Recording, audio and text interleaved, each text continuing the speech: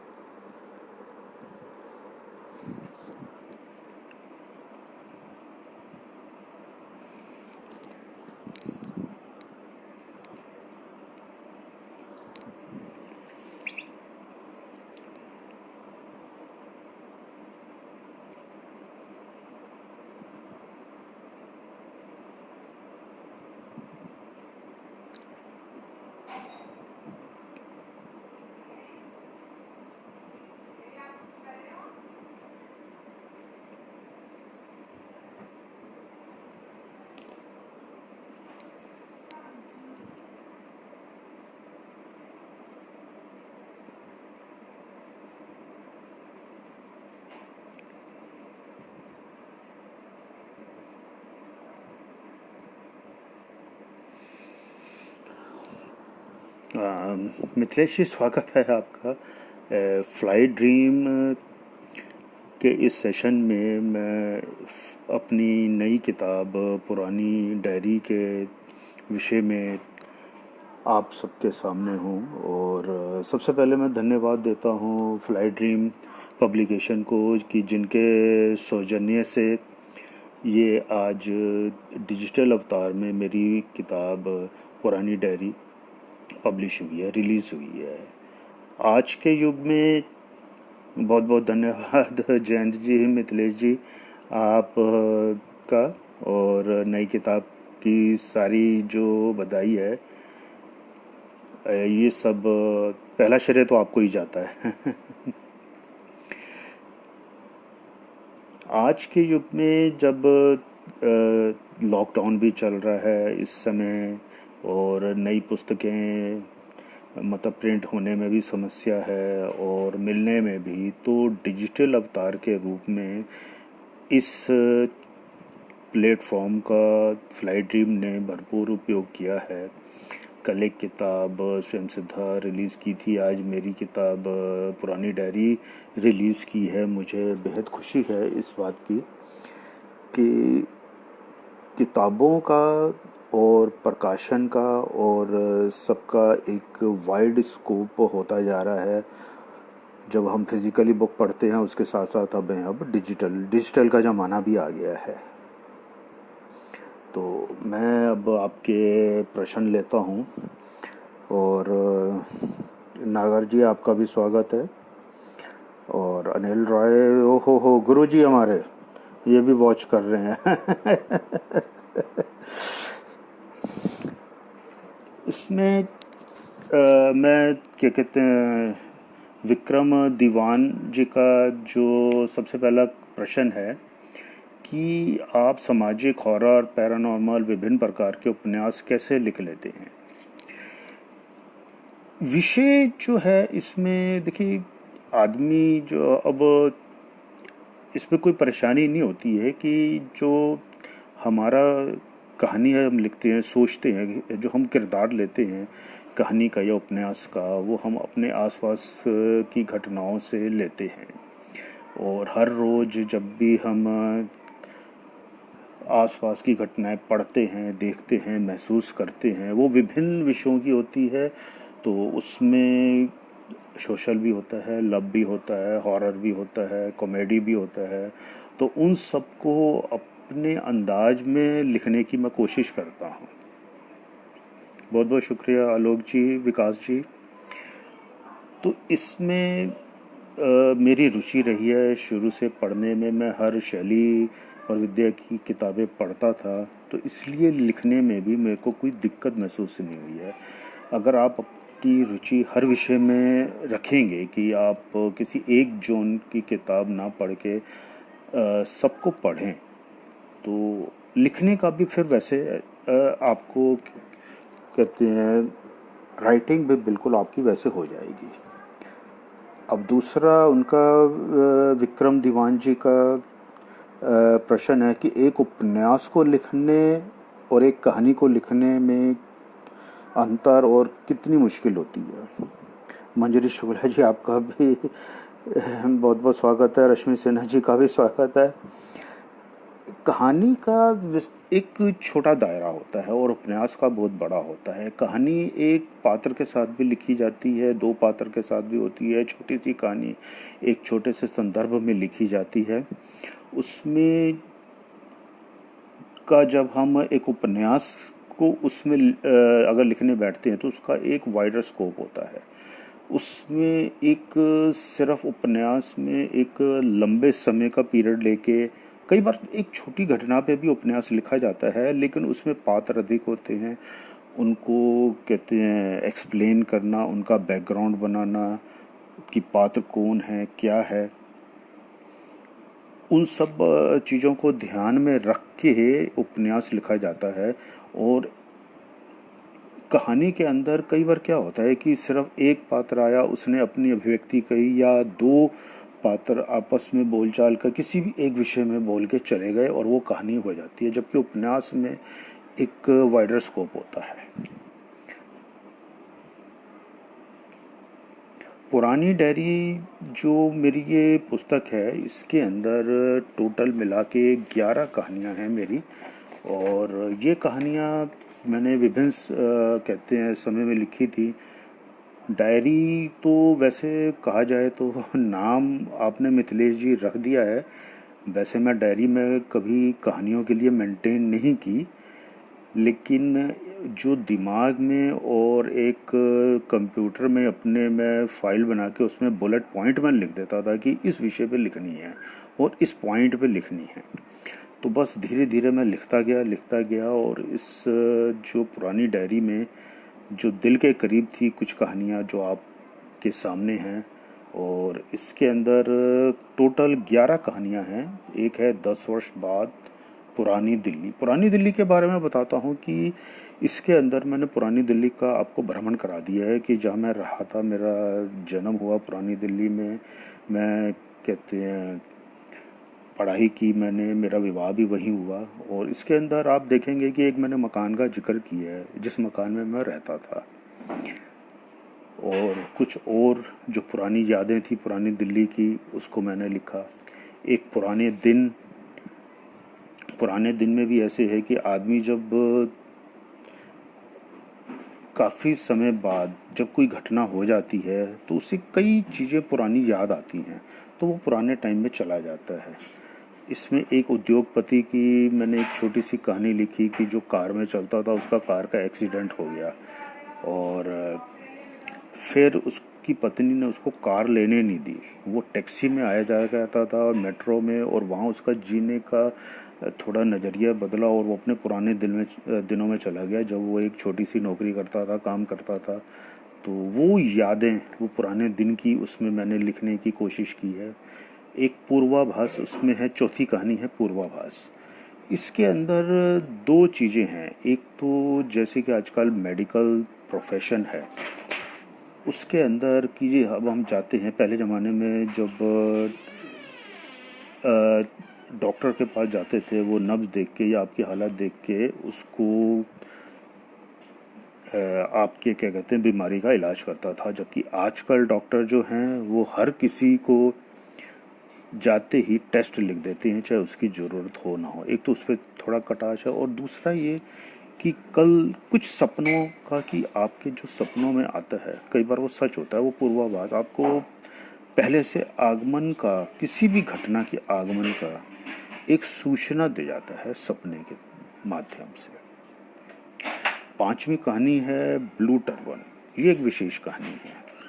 विशेषता इसकी इसलिए है कि इस कहानी का तेलुगु में अनुवाद सोम शंकर कोलोरो जी ने किया है, काफ़ी पहले किया था। और ये मेरी कहानी बहुत पहले की है, और ये कहानी बहुत पहले नवभारत टाइम्स में भी प्रकाशित हुई थी अखबार में। और फिर तेलुगु में कम से कम मैंने ये कहानी 10-12 साल पहले लिखी थी। उसके बाद एक कहानी है मोची। मोची जो एक छोटी सी कहानी है। मोची को मैंने एक बार देखा, जो हमारे बचपन का मोची याद आ गया कि वो कैसे जूते करता था, उस पर एक छोटी सी कहानी लिख दी। सातवीं कहानी है यादें। यादें जो है इसमें जब एक भाई और बहन के रिश्ते के ऊपर कहानी है कि भाई काफ़ी सालों बाद बहन से मिलने आता है, उनके पास रहता है, कुछ बातें होती हैं, कुछ उनकी मदद करता है। 8वीं कहानी है रिश्ता अनजाना सा। अनजाना सा रिश्ता कई बार होता है कि देखो, एक आपके घर में मेड है, उसके साथ भी एक रिश्ता हो जाता है। ये कहानी उसके ऊपर है। कहानी जो 9वीं कहानी है वो है आपकी सांझ। सांझ कहानी मैंने पात्रों को लिखा कि जो तकरीबन मेरी उम्र के हो जाते हैं, मतलब 60 साल के, जो एक लाइफ की रिटायरमेंट के बाद वो कैसे जीना चाहते हैं, तो उसको सोच कर मैंने ये कहानी लिखी है। 10वीं कहानी है स्वामी लाला, जो कि एक घर से भाग जाता है किसी कारणवश और उसको स्वामी बना दिया जाता है, जबकि था वो नहीं। तो उनके उसके ऊपर मैंने कहानी लिखी है। और 8वीं कहानी है, आखिरी कहानी 11वीं कहानी है हवेली। हवेली एक, उसमें एक बड़ा अच्छा सा किस्सा है कि कुछ लोगों को मालूम नहीं होता कोई बारे में, बस वो अफवाह फैला देते हैं, किस्से कहानियाँ ऐसी ज़बरदस्त सुनाते हैं कि आगे वालों को यकीन हो जाता है। जब हवेली का मालिक वो किस्सा सुनता है तो हैरान हो जाता है कि जब इसे कुछ मालूम ही नहीं है और वो ऐसी ऊट पटांग सी बातें करता है, तो उसका वो वर्णन किया है। तो आपको ये पसंद आएंगी कहानी पुरानी डायरी की, मुझे आशा है। अब मैं कुछ और प्रश्न लेता हूँ कि एक क्वेश्चन आया है कि आप क्यों लिखते हैं। लिखने का तो अब ऐसे है कि जो मेन कारण होता है कि जब हम लिखते हैं तो उसका एक सीधा सा होता है कि आप लोग पाठक उसको पढ़ें, पाठकों तक पहुँचे, और दूसरा नाम हो आपका, थोड़ा फेमस हो, थोड़े इनकम हो। ये तीनों चीज़ों को मैं मद्देनज़र रखते हुए मैं लिखता हूँ। अब पुरानी डायरी कब बनी, थोड़ी पुरानी कहानियाँ भी हैं, कुछ नई भी लिखी मैंने। तो जैसे कि मैंने बताया कि इसमें एक कहानी है ब्लू टर्बन। ब्लू टर्बन मैंने तकरीबन 10-12 साल पहले लिखी थी, और उसमें मोची कहानी है जो मैंने लिखी अभी 1 साल पहले। तो उसमें काफ़ी जो 10 साल के अंदर मैंने जो डायरी अपनी मेंटेन की कंप्यूटर में, उसका आपको इसमें मिलेंगी, कहानी किताब में कहानियाँ मिलेंगी।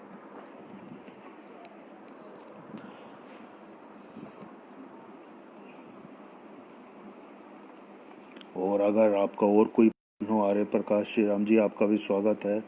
और आपने पुराने दिन पढ़ के खुशी हुई, बड़ी अच्छी बात है, आपको पसंद आई कहानियाँ। जो आप, एक प्रश्न और है इसमें कि कहानियों में मैं कभी हॉरर लिखता हूँ और कभी सोशल लिखता हूँ, और आजकल आप कहानियाँ दिल में उतार देते हैं। थैंक यू आपका जो कॉम्प्लीमेंट्स के लिए। कभी हॉरर तो कभी ये, कभी सोशल, और क्या को नया प्लान है। अब प्लान तो सभी है कि हॉरर के साथ सोशल भी, लव भी, माइथोलॉजी भी लिखने की मेरी प्लान है। कभी लिखूंगा उसको भी, थोड़ी फुर्सत मिल जाएगी तो उस पर माइथोलॉजी पर भी लिखूंगा मैं अपने नज़रिए से। और फैंटेसी भी लिखी है मैंने, फैंटेसी को भी और विस्तृत करूंगा। मेरा नहीं, जो फैंटेसी है एक हटकर है, शायद किसी ने उस तरफ सोचा नहीं होगा जो मैंने अभी लिखा है कि किस किस्म की फैंटेसी, जो कि आमतौर पे वो किताबें आज तक पब्लिश शायद ही नहीं हुई होंगी, उस तरह की किताब नहीं हुई होगी। अभिषेक जोशी जी, आपका भी स्वागत है। और आप अपने प्रश्न भी लिखिए, आप क्या और पूछना चाहते हैं। पुरानी डायरी जो है, पुरानी डायरी में अभिषेक जी कहानी संग्रह है, इसमें 11 कहानियां हैं। और वैसे तो सारे सोशल इशू के ऊपर कहानियाँ हैं, उसके अंदर बीच बीच में आपको कुछ प्यार भी मिलेगा, कुछ जैसे एक ब्लू टर्बन है, हो सकता है आपकी आंखें भी नम हो जाएं। क्योंकि एक बहुत पुराना किस्सा सुनाता हूँ मैं, जब ये कहानी मेरी नवभारत टाइम्स में छपी थी, तकरीबन 11 साल पहले की बात है, 2009 की बात होगी शायद। ये कहानी मैंने तब लिखी थी और सबसे पहले कहानी मेरी नवभारत टाइम्स में ये छपी थी।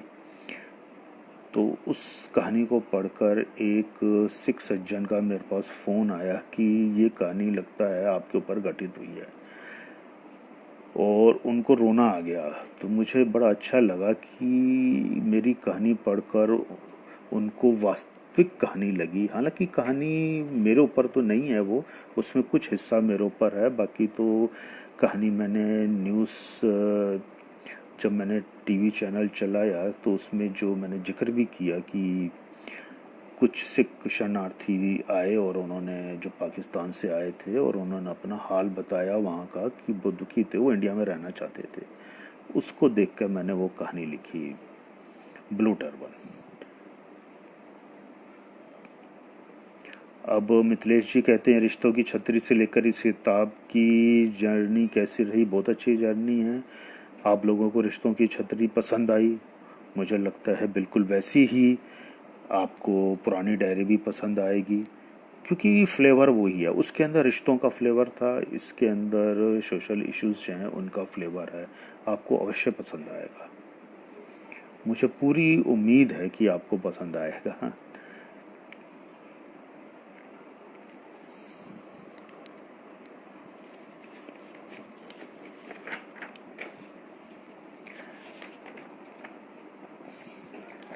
इसके अंदर जो पुरानी डायरी के अंदर कहानियाँ, इसके अंदर 11 कहानियाँ हैं, और 11 कहानियों में आपको थोड़ा अलग अलग फ्लेवर मिलेगा।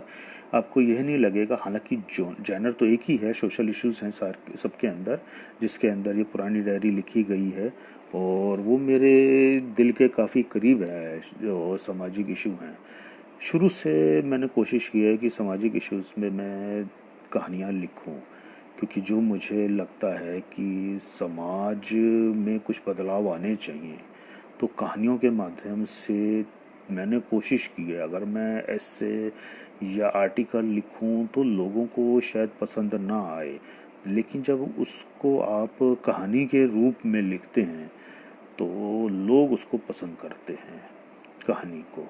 यह मेरी, कहते हैं, ऐसा अनुभव रहा है मेरा। अब फ्लाई ड्रीम में आपकी जर्नी के विषय में बताएं सर मिथिलेश गुप्ता जी। ये तो बहुत अच्छी जर्नी रही है। इसके बारे में तो ये कहूँगा कि मेरे हाथों की लकीरों में लिखा हुआ था कि आपसे मिलना, और उसी मिलन से और प्रेम बना। आपका स्नेह और प्रेम जो आपने मुझे दिखाया, विश्वास दिखाया। अब ये चौथी पुस्तक आपने रिलीज़ की है मेरी, भूतिया वेली पहली, उसके बाद रिश्तों की छतरी, फिर कुछ नहीं, और आज पुरानी डायरी को डिजिटली देख के मुझे वाकई बहुत खुशी हुई है। अब अभिषेक जोशी जी का प्रश्न है कि मैं लेखन से पहले क्या तैयारी करते हैं? अब लेखन से पहले सबसे पहले तो जो विषय होता है कि उसके ऊपर क्या लिखना है, तो सबसे पहले तो माइंड में ये होता है कि मैंने इस विषय पे लिखना है। जैसे एक कहानी में ज़्यादा तैयारी करने की ज़रूरत मुझे नहीं पड़ती। जब एक लिखा कि मैंने इस विषय पे लिखना है, तो उसमें क्योंकि कहानी छोटी होती है तो ज़्यादा तैयारी करने की ज़रूरत नहीं होती। लेकिन उपन्यास में काफ़ी तैयारी करने की ज़रूरत होती है, सोचने की ज़रूरत होती है कि इसमें पात्र कैसे आएंगे, कब आएंगे, कहाँ कहाँ किस पात्र को इंट्रोड्यूस करना है, और कहाँ कहाँ कैसे लिखना है। उसके अंदर तैयारी तो अवश्य होती है। अब जैसे कि ये कहानियाँ हैं, जैसे पुरानी डायरी में 11 कहानियाँ हैं, तो 11 कहानियाँ मैंने अलग अलग समय में लिखी हैं। कोई एक दिन में मैंने नहीं लिखी, एक समय में इकट्ठी बैठ के नहीं लिखी। डायरी में मैं लिखता गया अपने कंप्यूटर में के अंदर, और फिर उसके अंदर चेंजेस करके फिर फ्लाई ड्रीम को दी, तो उन्होंने एक संकलन बनाया आप सबके लिए।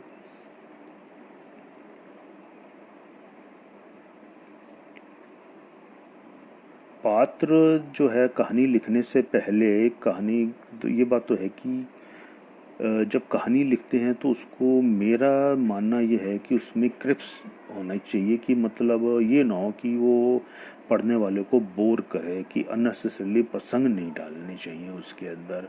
जो कि मैंने ये कोशिश की है, जो आप पुरानी डायरी में पढ़ेंगे, कि टू दी पॉइंट कहानी में पॉइंट मैंने लिखा है, और उपन्यास में भी वही मैं लिखने की कोशिश करता हूँ। धनपाल जी, आपका भी बहुत बहुत स्वागत है, आप भी आ गए लाइन में। और हमारे लिए कोई अनमोल सुझाव जो अब सुझाव तो ये है कि जब भी आप लिखें तो अपने जो आपके सब्जेक्ट दिल के करीब है, जो आपको अच्छा लगता है, उसी के ऊपर लिखिए। जो विषय, अब ये मत देखिए कि दूसरा लेखक क्या लिख रहा है, मैंने भी उसी किस्म का लिखना है। लिखते लिखते अब मुझे भी आज 2020 के अंदर, मैंने 2006 से कहानियाँ लिखनी स्टार्ट की थी। 14 साल में मैंने अपना ही एक अलग शैली बनाई है, जिसके अंदर मैं प्रयोग भी करता हूँ अलग अलग, कि कहानी स्टार्ट कैसे होनी चाहिए, मध्य और एंड कैसा होना चाहिए। तो वो हर कहानी में थोड़ा थोड़ा अलग अलग प्रयोग भी करता हूँ। आपने पसंद किया, वो करते रहना चाहिए, क्योंकि एक सेट में, कि एक धर्रे में लिखना सब कहानियाँ, वो भी पसंद मुझे लगता है, रोचकता जो है वो नहीं रहेगी उसके अंदर। आप अपनी ही शैली बनाइए, आप किसी की कॉपी मत कीजिए। मैं तो यही कहूँगा कि वो जब लिखेंगे आपकी अपनी शैली बन जाएगी। आप मत देखिए कि दूसरा कैसे लिखता है, आप अपनी शैली विकसित कीजिए। आसान लैंग्वेज लिखिए और सरल शब्दों में लिखिए, सरल शब्दों में समझाइए लोगों को, और लिखेंगे तो आराम से समझ में आएगी। अमित जी, आपका भी स्वागत है, और आप बताइए आप क्या पूछना चाहते हैं मेरे से। कहानियाँ आप पढ़ें तो आपको अच्छी लगेगी। सुझाव है एक, मैंने बस संक्षेप में बताया है कि जो कहानियाँ हैं उनके अंदर मैंने क्या क्या लिखा है। पुरानी डायरी, बहुत अच्छा नाम ये मिथिलेश जी ने सुझाया है। मैंने तो कुछ और सोचा था नाम, लेकिन उन्होंने कहा नहीं, पुरानी डायरी होगी, क्योंकि आपने डायरी में से कहानियाँ निकाल के मुझे दी हैं, तो इसका नाम पुरानी डायरी होना चाहिए। मैंने कहा चलो ठीक है, सबसे बढ़िया इसका शीर्षक लगा मुझे, पुरानी डायरी। और मैं निशांत जी का भी काफ़ी धन्यवाद दूंगा कि उन्होंने जो कवर बनाया, बहुत ही आकर्षक कवर है। और एडिटर साहब, अहमद साहब का भी, कि उन्होंने अच्छी एडिटिंग की है। अब जयंत जी कहते हैं अदृश्यम का इंतज़ार कैसा है। अदृश्यम का तो जयंत जी आपने बड़ा लंबा इंतज़ार करवा दिया। कोई बात नहीं, आप अदृश्यम को लॉकडाउन के बाद निकालिए। और पार्ट 2 जो है अदृश्यम का, मैं आजकल लिख रहा हूँ। अब मैंने जो, क्या कहते हैं, आजकल मैं लिख रहा हूँ अदृश्यम का अगला पार्ट। उसका नाम क्या होगा वो मुझे, उपन्यास का तो बाद में सोचेंगे, लेकिन अभी मैंने टेम्परेली उसका नाम अदृश्यम नेक्स्ट रखा हुआ है, पार्ट 2। तो उसको मैं काफ़ी विकसित कर चुका हूँ। और मेरे हिसाब से हाँ, निशान जी भी आ गए हैं। अदृश्यम का जो मेरा, अगर हॉरर के अंदर मैंने एक चीज़ कोशिश की है, मैं इसके अंदर फैंटेसी जोड़ रहा हूँ, कि हॉरर जो है उसके अंदर फैंटेसी, मैंने एक दो जो चैप्टर लिखे हैं उसमें, तो फैंटेसी आपको कैसी लगेगी उसका मैंने मिक्सचर किया है, एक प्रयोग मैंने किया है हॉरर के साथ। और हॉरर कॉमेडी क्योंकि होती है, फिल्मों में भी होती है, तो मैंने अपनी राइटिंग में हॉरर फैंटेसी का इस्तेमाल कर रहा हूँ मैं। इंद्रजीत जी भी, आपका भी स्वागत है। और उसके बाद फिर अदृश्यम के बाद और भी लेखन होगा। अदृश्यम का अगर आपको पसंद आएंगे पहला पार्ट, दूसरा पार्ट तो मैं लिख ही रहा हूँ, उसके भी एक दो बार और भी लिखने की कोशिश है, रहेगी मेरी अदृश्यम का। क्योंकि उसके दो जो करेक्टर हैं मेरे, सुदर्शन और विवेक, वो परमानेंट बन गए हैं। अब उनके साथ उनके बच्चे और पोते भी शामिल हो जाएंगे अदृश्यम के अंदर, कि जो भूत देखते हैं वो, और कुछ फंटेसी उनके साथ होती है। अब आप लोग आपको एक अलग फ्लेवर मिलेगा हॉरर के अंदर जो। लेकिन एक चीज़ मैं बता दूं कि हॉरर लिखते समय मैं विभत्स जो होता है उसका प्रयोग मैं नहीं करता। बस मेरे में एक ये कमी है कि शायद कुछ लोग कहेंगे कि इतना ज़्यादा हॉरर नहीं है जब तक मैं विभत्स ना लिखूं। वो शायद कमजोरी है मेरी, मैं लिखूंगा नहीं।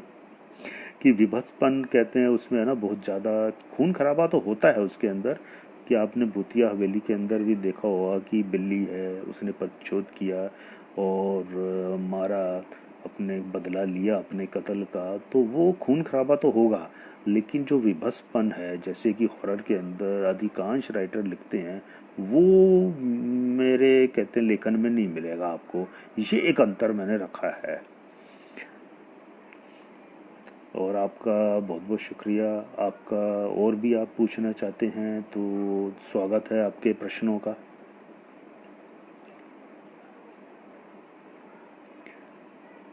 और जो मिथिलेश जी, बस आप लॉकडाउन ख़त्म कराइए, अब लॉकडाउन 4 भी चालू हो रहा है उसके अंदर। अदृश्यम में कमाल कर दिया ये तो, थैंक यू आपने, अगर आपको अदृश्यम पसंद आई है। और मुझे भी उसका इंतज़ार है अदृश्यम का। कोई रियल लाइफ में कोई भूतिया अनुभव हुआ है? भूतिया अनुभव तो मुझे नहीं हुआ, लेकिन मुझे सपने भूतिया आते हैं। क्योंकि आजकल में जब मैं हॉरर स्टोरी पढ़ता हूँ, मुझे पता नहीं क्यों 2-4 दिन से उससे जब मैं स्टोरी पढ़ता हूँ तो मुझे लगता है रात को मुझे वैसे सपने आते हैं। मैंने कभी वैसे रियल लाइफ में तो भूत नहीं देखा। ये सब मैंने अनुभव किया है, सुना है। और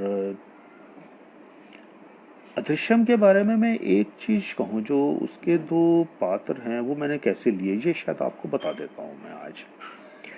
अदृश्यम में 2 पात्र जो हैं, सुदर्शन और विवेक, मैंने उनको आर्किटेक्ट रखा है। इसके पीछे एक रीज़न है कि मैं जब कहते हैं एमएनसीज में काम कर रहा था तो एक हमारा कंसल्टेंसी डिवीज़न के हेड थे मिस्टर वी के सोनी। तो वो हडको रिटायर्ड डायरेक्टर थे, तो वो हमारे कंसल्टेंसी डिवीज़न के हेड थे। मैं उनके साथ मैंने काफ़ी काम किया, मैं as a finance and accounts में था। तो वो कुछ किस्से सुनाते थे, वो बाय प्रोफेशन आर्किटेक्ट थे। तो उनको मैंने ध्यान में रख के, उनका नाम था विनय सोनी, तो मैंने विनय तो नहीं रखा, विवेक रख दिया नाम। और आर्किटेक्ट से संबंधित वो मुझे कई किस्से सुनाए उन्होंने कि ये जो भूतिया जो माहौल होता है राजस्थान में, जैसे कि बहुत प्रचलित है किस्से, तो उसके अंदर कुछ उन्होंने अपने भी अनुभव बताए मुझे। तो मैंने उनसे परमिशन भी ली थी कि मैंने कहा एक आपको आर्किटेक्ट के हिसाब से मैं कहानी लिखूंगा, आपको एतराज़ ना हो तो आपको ही मैं मुख्य पात्र बना देता हूँ।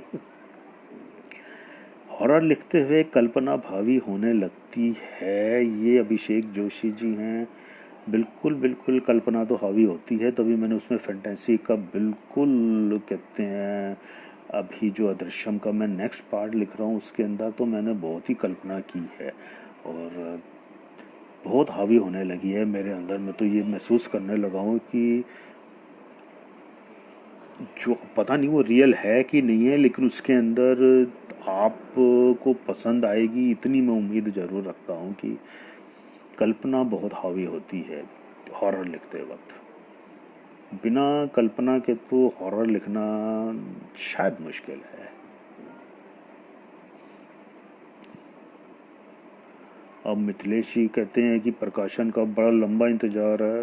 इंतज़ार तो है, खैर कोई बात नहीं, लॉकडाउन खुलेगा, किताब सबसे पहले आपके पास आएगी फिर मेरे पास आएगी।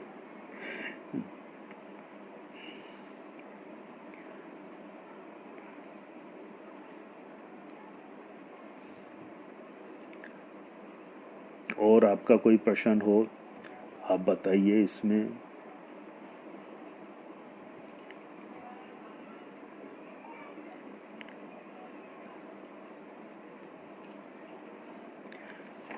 मैं एक जो पुरानी कहते हैं डायरी के अंदर एक चीज़ है, एक कहानी है मोची। मोची के बारे में मैं अपना अनुभव बताता हूँ कि अ, जो मोची का नाम मैंने नत्थू लिखा वो रियल लाइफ के अंदर नथु मोची था जो बचपन में हमारे स्कूल के पास होता था, जिससे हम जूते वगैरह रिपेयर कराते थे। जब मैंने मोची कहानी लिखी तो मुझे वो पात्र याद आ गया, तो मैंने अपना नाम वो कहानी में उसका नाम नथु रख दिया। अब जैन जी कहते हैं जीवन के हास्य के बारे में बताएं। अब ये तो खैर लिखना पड़ेगा मुझे। जीवन में बहुत हादसे होते हैं, बड़ी बड़ी फ़नी सिचुएशंस होती हैं, उसके बारे में बिल्कुल लिखूंगा मैं। और हादसे तो ऐसे है कि कदम कदम पे हादसे हो जाता है। खुद जैसे कि कॉमेडी ऑफ एरर भी होता है, शेक्सपियर का एक बहुत बड़े पुराना है कि कॉमेडी ऑफ एरर। तो life is full of comedy and full of error. उसके बारे में देखिए, अब जयंत जी ने एक और मुझे टॉपिक दे दिया लिखने के लिए, ज़रूर लिखूंगा इस बारे में भी। अभिषेक जोशी जी, किताब मंगवाकर समीक्षा दूंगा। बिल्कुल बिल्कुल, आपकी समीक्षा का इंतज़ार है। और आप और बताइए।